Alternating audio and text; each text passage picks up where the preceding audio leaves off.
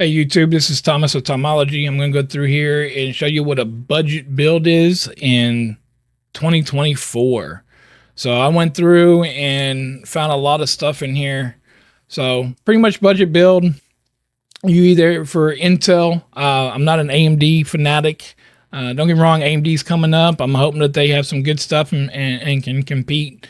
Here at the end of this year with Intel, but we'll see what Intel brings out with their 15 series.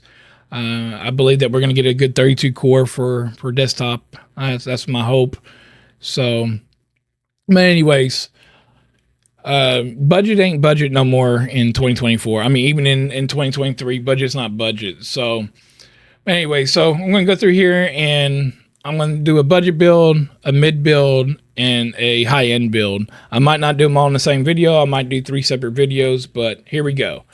All right, so budget wise, for gaming, I would do an i5. So i5 for your budget, i7 for your mid tier, and then i9 for your extreme. So, and again, we're going to do the same thing with the video card. So, 4060 Ti for your budget, 4060 to 4060 Ti for your budget, 4070, 4080 for your mid range, and then well, the 4070 series, maybe 4070 Supers, Ti, whatever, up to the 4080 for mid, and then 4080 and 4090 or 4080 Super, whatever's out right now. I mean, it's crazy what NVIDIA is doing for your extreme. So, but anyway, so we got two. You got hold on, let me back up. I always suggest get the one with the Ks. If you get with the one with the Ks and your motherboard has the HDMI and DisplayPort on it, then you can always diagnose something. Or if you're getting a budget PC, again, where you can upgrade later to gaming, but you just want it to start working, make more money, and then upgrade later on to game on, then go with the K series. KF is K just means that it's unlocked with graphics. KF means it's unlocked without graphics, which means that you can overclock these. So if you go with the F, you can't do nothing with these. So anyways, right now the 13600 is $297 and $299 for the 14600.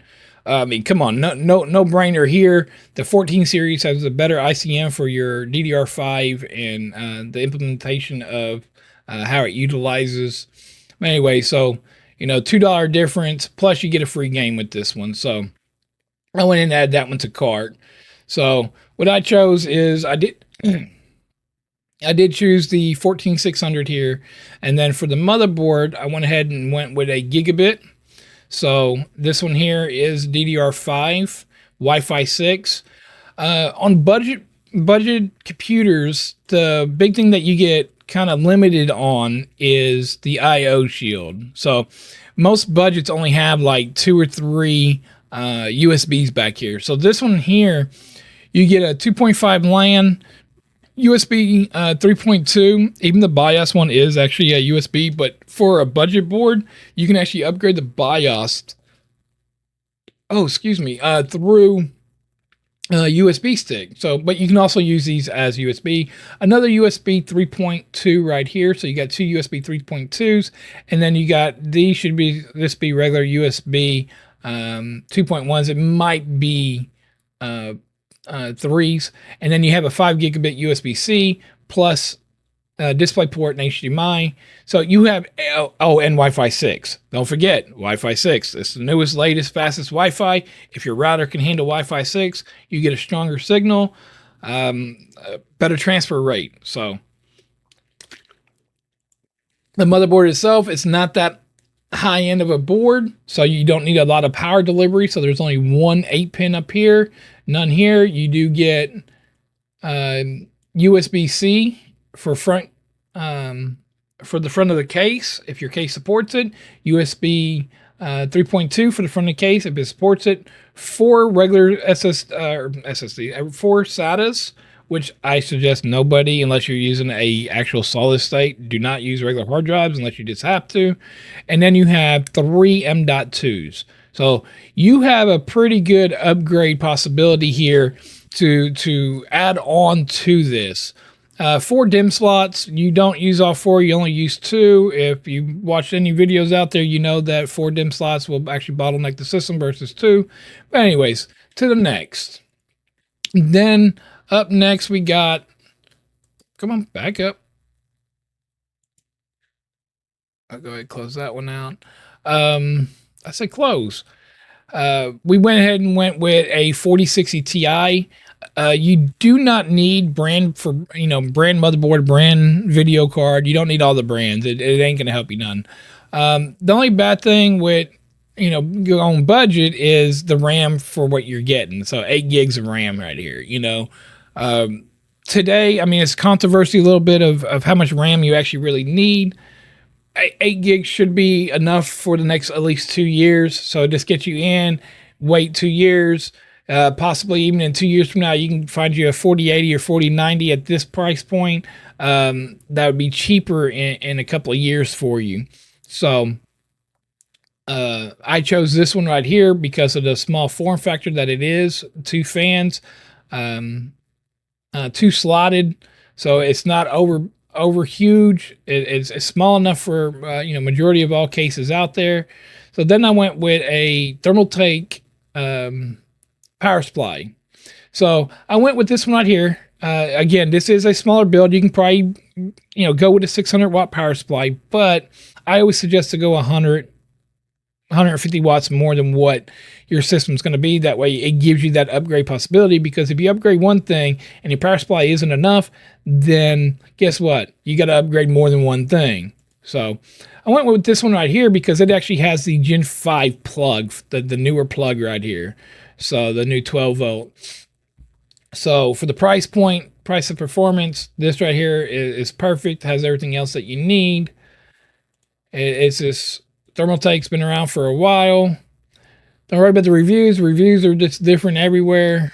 So again, let's go back to here real quick. Let's see if it shows what plug this one actually uses.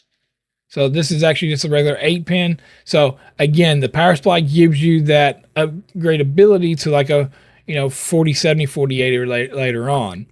Again, you can go with an 850 or so, but then you're coming out of the budget realm of what things are today. So again, this is February 2024. So with the RAM, I went ahead and went with 6400 G.Skill Trident, case latency 32. I'm not too worried about the timing itself up here.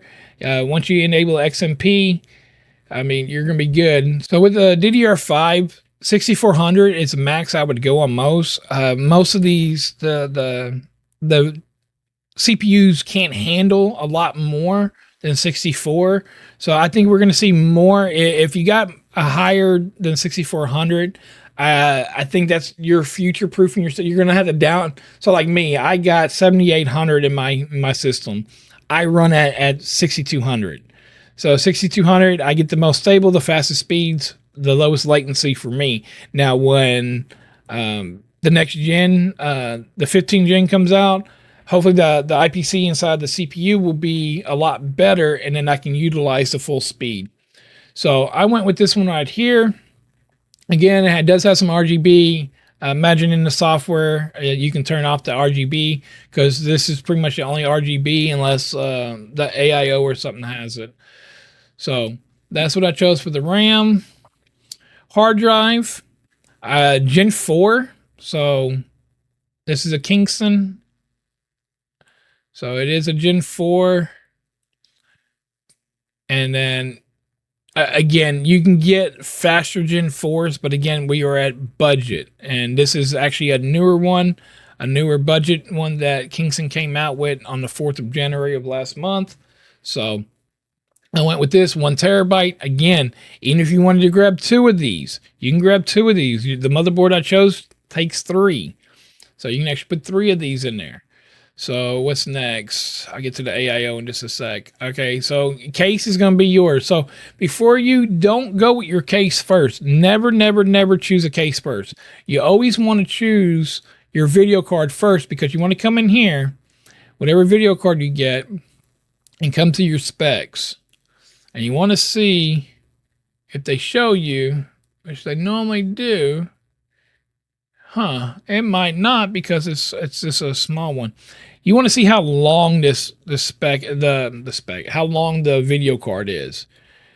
Because if you go and buy a video card, say a 4080 or 4090, and it is 350 or 360 millimeters long, but yet your case can only take 250 millimeters, then you're going to be kind of SOL. You're gonna have to buy a new case too.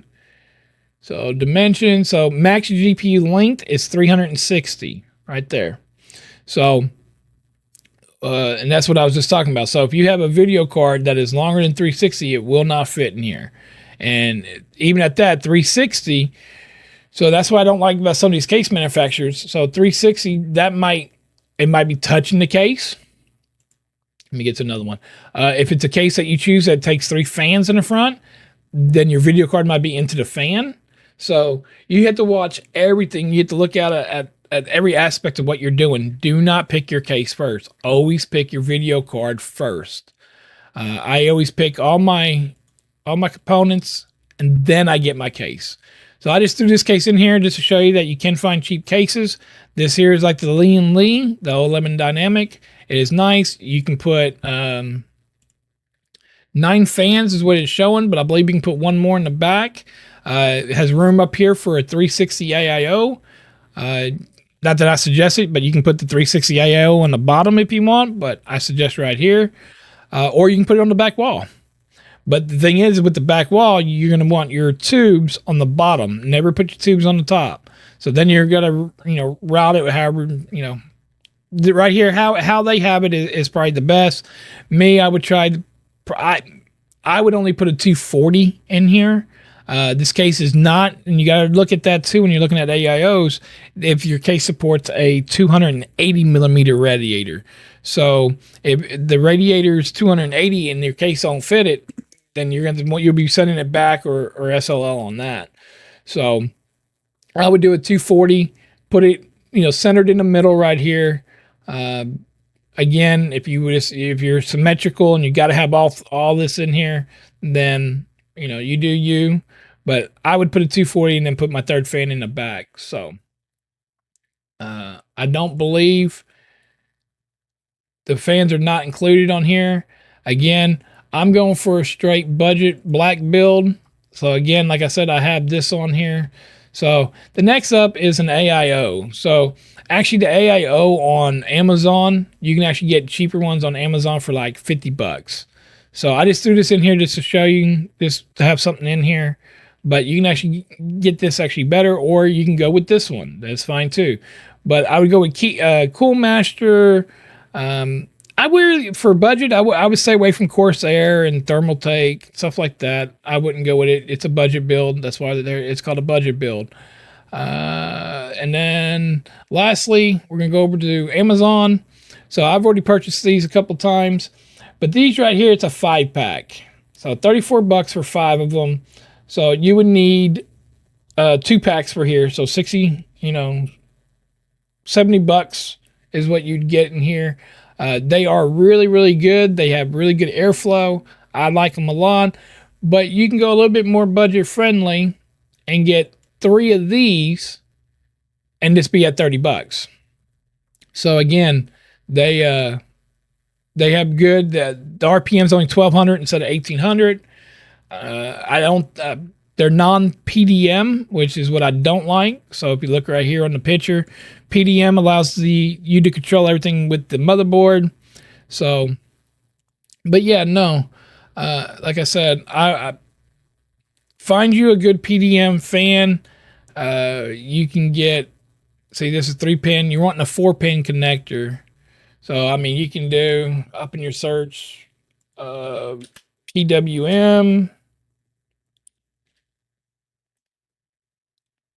So again, like I said, the ones that I got, like I said, I really do like these. Even though it's a budget, I'd go just a little bit more and grab it. So Thermalrite's all right. They're on an upcome right now. So that's 3. So you still need 3 of them. So again, that would be another good one to do to keep you in a good budget. So again, if you're wanting some white fans to start out with, I mean that's $5 each for one. And then look at Corsair, just so much more. Another PWM and Texas, like I said, they're really good. So here's 1400 RPM, and it's a 5-pack for $30. So again, you're looking at $60, $40 for up here. Up here is really, really nice. So there's blackouts. So again, you have a lot of options here. So total build, with AIO and then throw in some fans, you're looking roughly at $1,300 for a budget build in 2024. Now, I mean, you're not going to be doing a lot of video editing, but you will be able to get in here, play games at 100 plus frames. You should be able to be getting your 144 at least.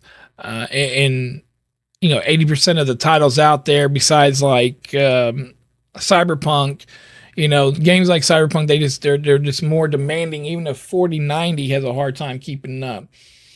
But yeah, no, that's the budget build. All right, now let's compare some of these Best Buy builds. So come over here to Best Buy real quick and throw this in here. So look at this, 13700 KF. We got a 14600, which outdoes the 13700. So 14600, I think, outwhips the 13700 by, I think, 8%, something like that. It's very small, but it still does. So again, we're underneath this price.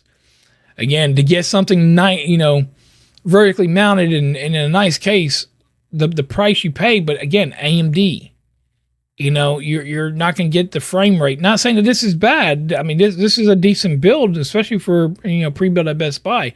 But most of your Best Buy setups, let me get to something similar to what I just built for everybody, or what I just showed. So something like this right here, 14600 KF. Again, $1,300. So this is right on par with what I just built. But now let's look at this and look how trashy this is. Because you threw a 120 cooler on here, 120 non modular power supply. So I mean, it's just, if you wanted to upgrade and reuse things, you couldn't. I mean, you could use a couple of things. Don't get me wrong. You can use a couple. Look, only one sticker of RAM in here. Only one. So, wow. This is like the cheap motherboard back there. Like, this is baseline cheap. Wow. But yeah, so that's what you're going to get. Get me wrong. Don't get me wrong. You get a mouse and a keyboard. Woo, woo, woo, yay. But anyways, so that's what you get. So you want to do that. You want to spend your money on that. But these are budget PCs. These are budget PCs. 13700. These are budgets. I mean, look, 4060 Ti, budget. Now, it does have a better processor in it. I won't get you lying. But you can't, to me, you don't mix these. You don't mix budget with mid. But anyways, but yep, I'm Thomas of Tomology. This is my outlook on what a budget PC is in 2024. Thank y'all for watching.